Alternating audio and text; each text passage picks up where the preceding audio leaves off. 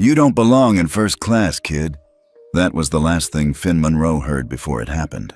The slap cracked across his face like a gunshot. Clean, quick. Everyone in the cabin turned. Finn didn't move. No tears, no sound. Just the soft glow from his wrist console, lighting up like nothing else mattered. Flight attendant Barbara Shaw straightened her jacket like she'd done the right thing. "He ignored me 3 times, she said to the passengers. "I thought he was being rude." A man 2 rows back whispered, "That kid didn't even speak." Barbara smiled awkwardly. "Exactly. Row 1A. A man slowly unbuckled his seatbelt. No anger in his face. Just focus.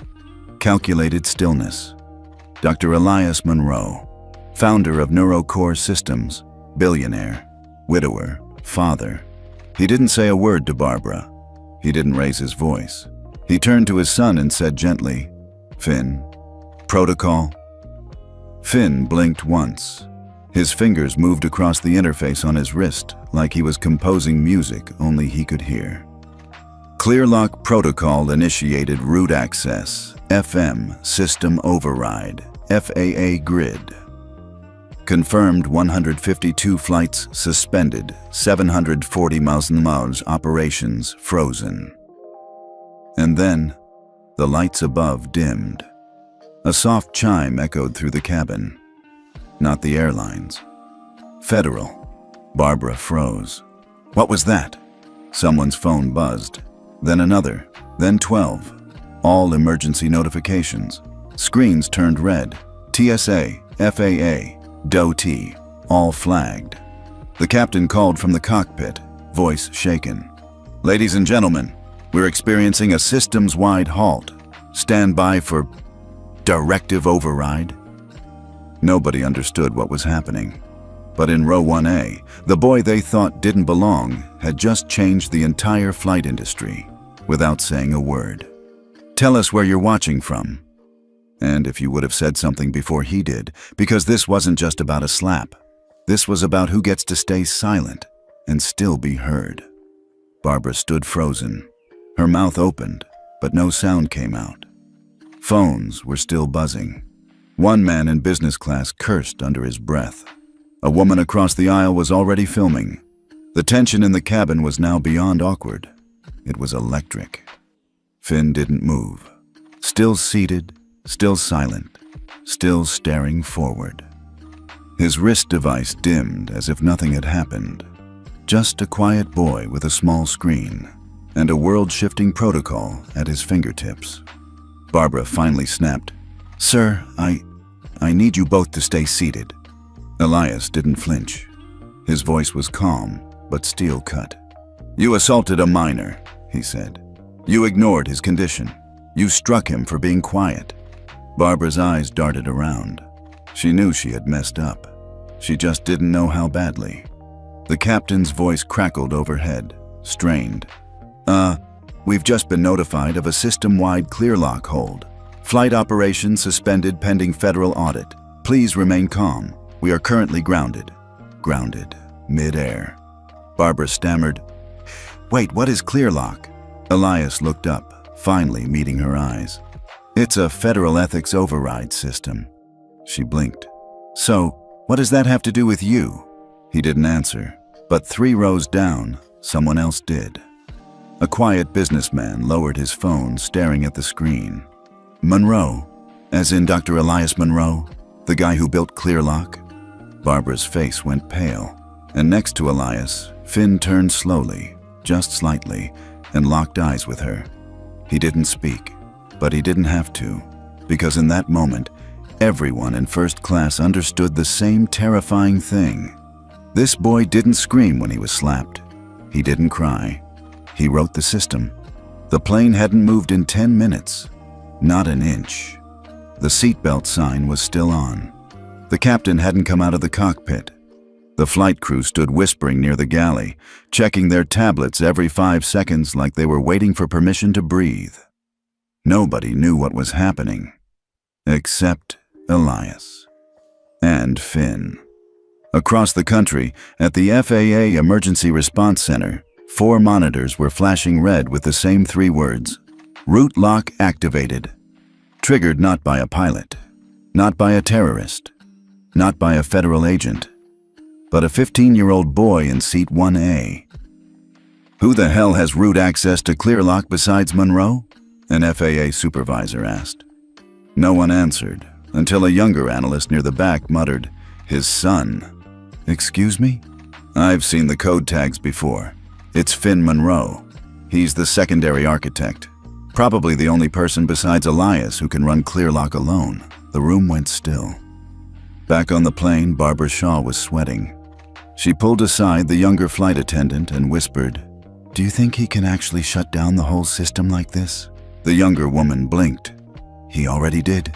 Barbara looked at Finn again, now quietly sketching something with his fingertip on the back of a napkin. His calmness made it worse, terrifying even. Elias glanced at his son's drawing, a simple diagram, a triangle with 3 dots connected. He smiled faintly. "Protocol complete?" Elias asked softly. Finn tapped the napkin twice. "Done." And in that same moment, across 3 states, 152 flights were rerouted, $740 million in operational credits were frozen, and 3 airline CEOs received a single-line alert on their secure channels. Passenger ethics emergency override has been executed. Audit begins now. And not one of them knew that the boy they refused to see had just become their reckoning. At 38,000 feet, the silence in first class was louder than the engines. Finn sat motionless, eyes half closed, while passengers whispered like they were in church. No one dared ask questions. Not after what just happened. Barbara tried to speak again. "Dr. Monroe, I didn't mean—" Elias raised a single hand, quiet, composed, but final. "I'm not the one you'll answer to." He turned his phone face down and tapped the edge once. Thousands of miles away, inside the executive tower of VectorJet HQ, CEO Martin Elridge was pacing in socks. His shoes sat under his desk, untouched. The email on his screen had just one line: "Passenger ethics emergency override. Active. Investigative freeze in effect." Then came the second message. This one had a signature. Finn Monroe ClearLock. Emergency route. Ethics grid systems. FAA federal clearance access. Level 1R. Martin froze. "The kid," he whispered. He knew Elias Monroe had authored the ClearLock framework years ago, but this meant his son had been granted live override rights by the FAA. He turned to his aide. "How old is he?" 15. Autistic, but they say he helped design the behavioral logic interface for ClearLock 3.0. Martin's breath caught. They had dismissed the Monroe family from airline advisory panels last year. They said the boy wasn't socially fit for field testing. Now he had just frozen 152 flights and $740 million in operational routing credit. And inside that plane, Finn was sipping orange juice through a paper straw like he didn't just put the entire aviation industry under audit. Barbara couldn't take it anymore. "What's going to happen to me?" she whispered. Elias finally looked at her, calm, controlled, but lethal. "That depends," he said, "on whether your apology is for my son or for what he can do." She blinked, but Finn didn't even look up. He was already drawing again. The plane didn't make an emergency landing. It didn't need to. VectorJet Flight 318 was grounded from the sky, not by weather, not by terrorism, but by a quiet 15-year-old boy sipping juice and doodling in his notebook. As the aircraft descended, the captain's voice came on again, this time shakier. "Ladies and gentlemen, we've been directed to land at a secure federal facility for an in-flight audit and coordination. This is not a safety concern, but you are asked to remain seated. Thank you." Passengers began murmuring. A few looked panicked. Barbara leaned against the galley wall, face pale. She hadn't said a word since Elias spoke. The younger flight attendant mouthed, "What is happening?" Barbara just shook her head. She didn't know. Not really. As they touched down, a long line of black vehicles was already waiting near the tarmac. Not police cars. These were federal. No airline branding, no welcome banners, just silence, urgency, and men in plain suits with federal clearance badges. Elias stood first. Finn followed. Neither said a word. But when the cabin door opened and the lead investigator stepped aboard, he didn't ask for the captain. He didn't ask for the flight manifest. He walked straight up to Finn and said, "Protocol validated. Sir, your report has been cross-verified. We're ready to proceed." The entire cabin watched, jaws slack. Barbara finally whispered, "Did he just call him Sir?" Elias turned briefly toward her, eyes sharp. "You assumed he was weak because he didn't shout, because he didn't cry." He paused, then added, just loud enough for the whole row to hear, "He didn't need to." Finn looked over his shoulder, calm, not smug, not vengeful, just aware. Then he walked out of the plane, flanked by the very system designed to protect people like him, but that had ignored him. Until now. It took just 6 minutes after touchdown for the first domino to fall. At VectorJet San Francisco HQ, 3 executives were already on a call with FAA oversight when the screen froze, then blinked red. A line of white text appeared. Ethics Grid Protocol 1R Alpha has been activated. Below that, all flight crew data flagged for review. All passenger interactions logged. Operational credit temporarily suspended. Ethics score 41.9. Non-compliant. The CFO choked. 41.9? The ethics grid score hadn't dipped below 80 in over 5 years. This was catastrophic. Back at the secure federal terminal, Finn was seated in a quiet briefing room. 2 agents reviewed data with him in silence, while Elias stood nearby. No words were needed. One of the agents finally asked, "Did you expect this?" Finn nodded once, then slid a flash drive across the table. "What's this?" the agent asked. Finn's voice was steady. "Video and audio logs. Passenger discrimination patterns. Flagged timestamps from the last 4 months of flights. And 1 audio clip." He looked up. Of Barbara Shaw mocking an autistic boy on a different flight. 2 months ago. Silence. The agent didn't ask how Finn had access. He already knew. The Monroe family built the ClearLock behavioral AI. Elias wrote the core code. Finn refined the pattern recognition layer. It could catch what humans overlooked. It had caught it. Back on the flight, the younger flight attendant sat alone in the jump seat. She stared at her phone. She'd just gotten an alert. "Your airline has been downgraded to pending audit status by the FAA. Please prepare for compliance interviews." Her hands shook, not from fear of Finn, but from the realization they never stood a chance. He didn't crash the system. He forced it to reveal itself. By the time the sun rose over the East Coast, the story had already gone viral. Not just a slap on a plane, not just a meltdown, but a 15-year-old autistic boy who quietly triggered an ethics shutdown of an entire airline, and possibly the whole industry. Morning shows scrambled. Hashtags surged. Hashtag ClearLock. Kid, have Finn Monroe. Hashtag passenger. Justice. Now some said he was a hacker. Others called him a genius. But one clip silenced the noise. A 2-minute segment from a national news interview. Elias Monroe sitting beside his son, Finn. The reporter tried to open softly. "Finn, do you understand what's happening right now?" Finn didn't look up from his notebook.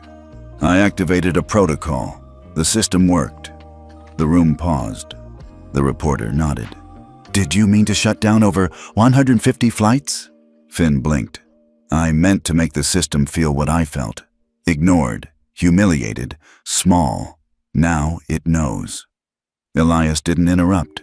He just sat beside his son like a lighthouse. The interview clip went viral in 6 hours. By noon, the FAA had been called to a congressional hearing. By 2 o'clock p.m., 3 airlines suspended operations voluntarily for internal ethics audits. By nightfall, VectorJet's CEO resigned live on CNBC. Meanwhile, in a quiet home in Vermont, Finn was in the backyard.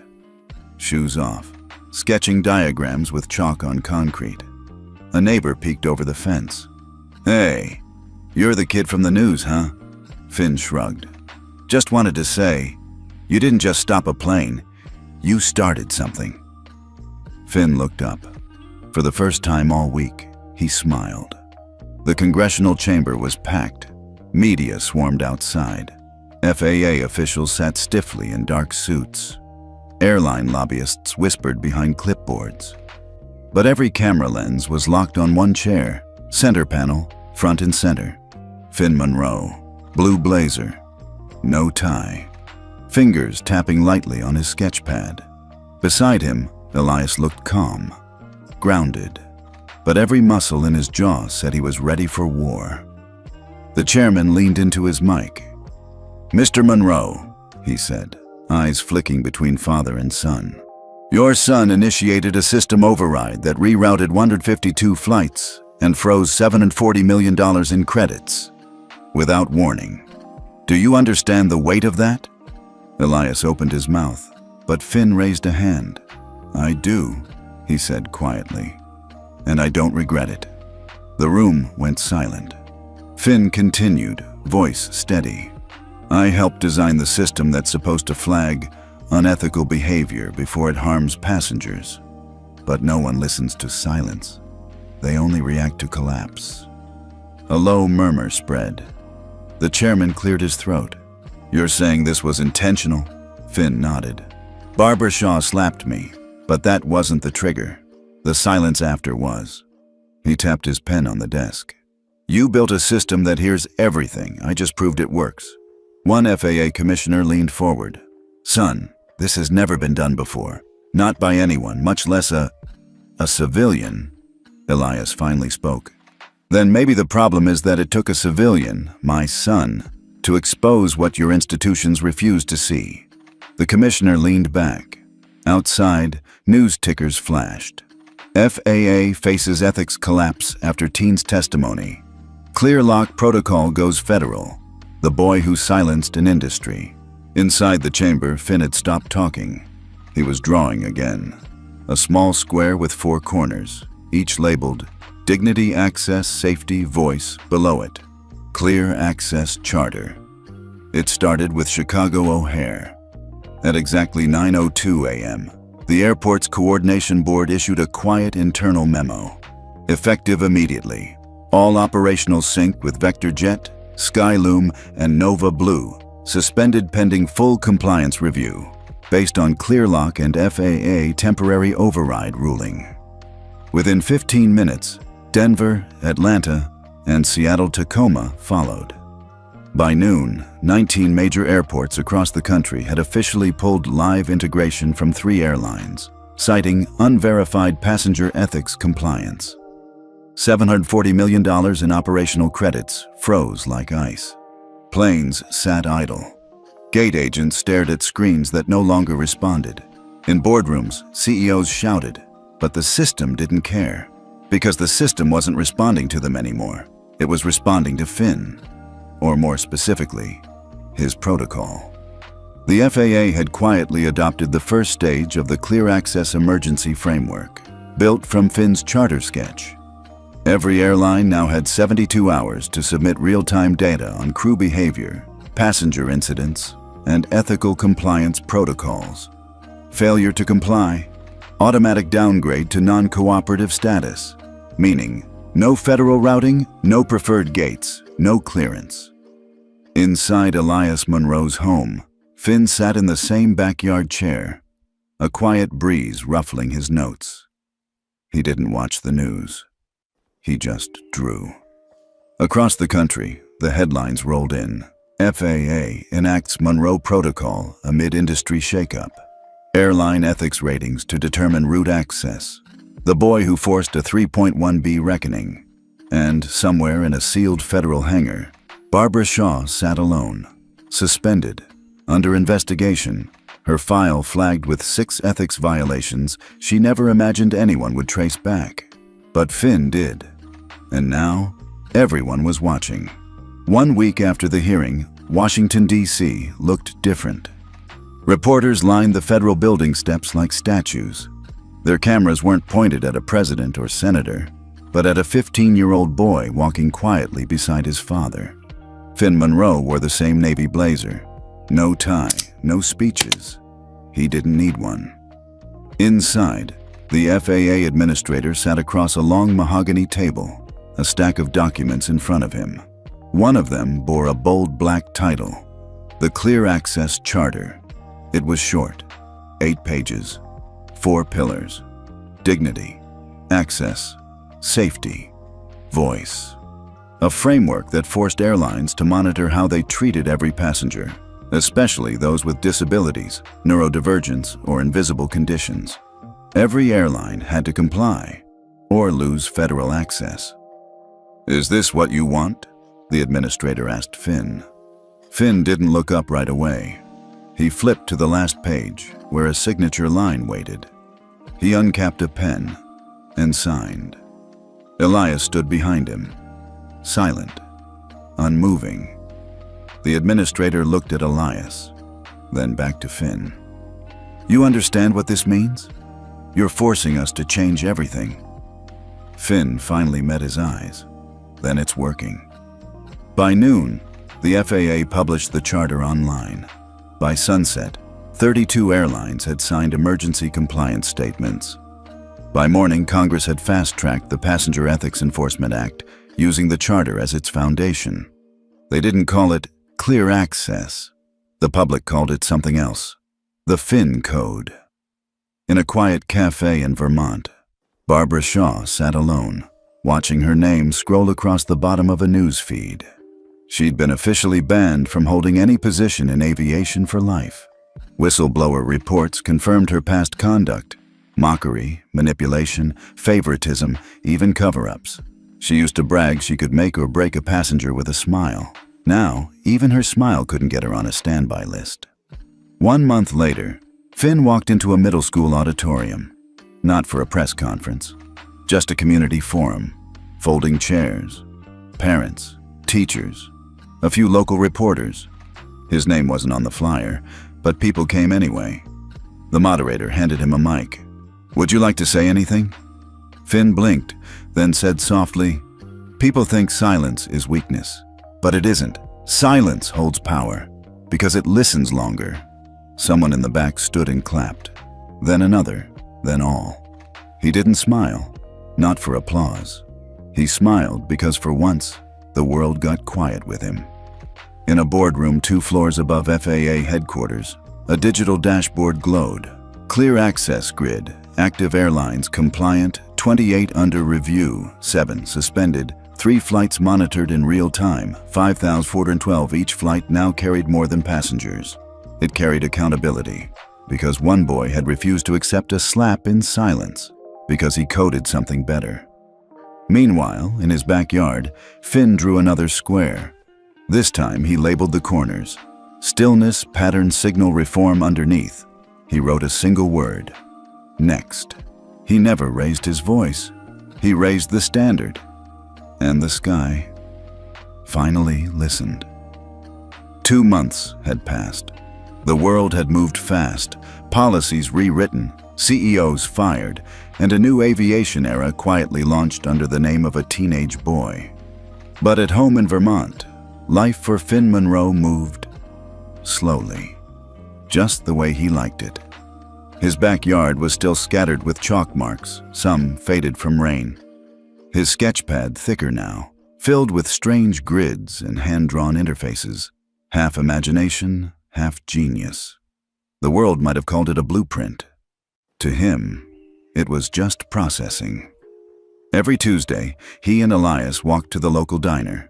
Same booth, same order, same silence. But now, people nodded when they passed.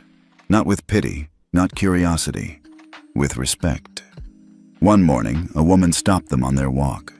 "Mr. Monroe?" she said, her eyes landing on Finn. He didn't answer, just looked down. Elias smiled gently. He hears you. The woman hesitated, then pulled out a photo. Her daughter, maybe 6 years old, in a wheelchair. She was kicked off a flight last year. No one cared, she said. But last week, they apologized. The airline, full letter, CEO signed. I think that's because of you. Finn didn't speak. He simply took the photo, looked at it for a moment, then gave a small nod. The woman cried right there on the sidewalk. Across the country, others were still reckoning with what had happened. At a leadership summit in D.C., one airline executive stood behind the podium, visibly shaken. "We spent billions designing airplanes for efficiency, but we never measured dignity," he said. "It took a kid in a hoodie to show us that." In classrooms, professors began citing the Finn effect in ethics lectures. In airports, digital signage now displayed a new badge next to compliant airlines. Clear access verified, ethics monitored in real time. And in Congress, one senator quietly proposed an amendment. No passenger, regardless of condition, identity, or means, shall be treated as less than human in federal airspace.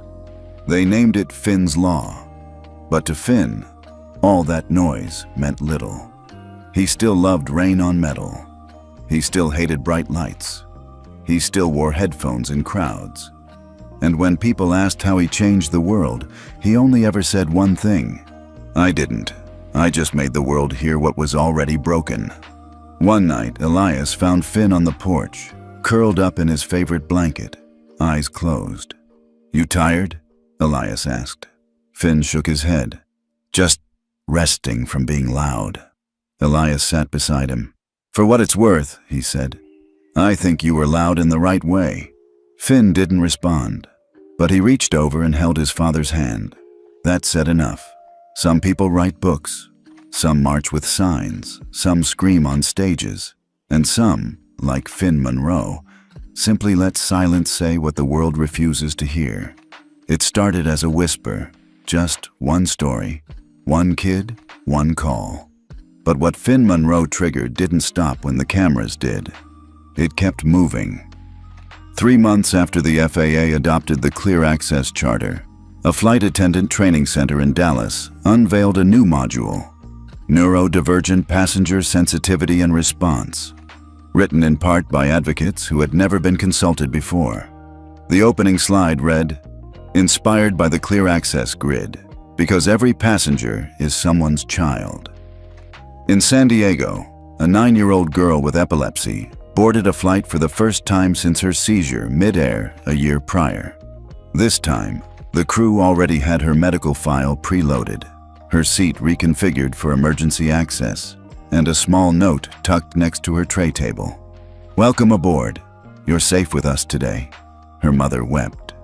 But perhaps the greatest shift happened quietly, online.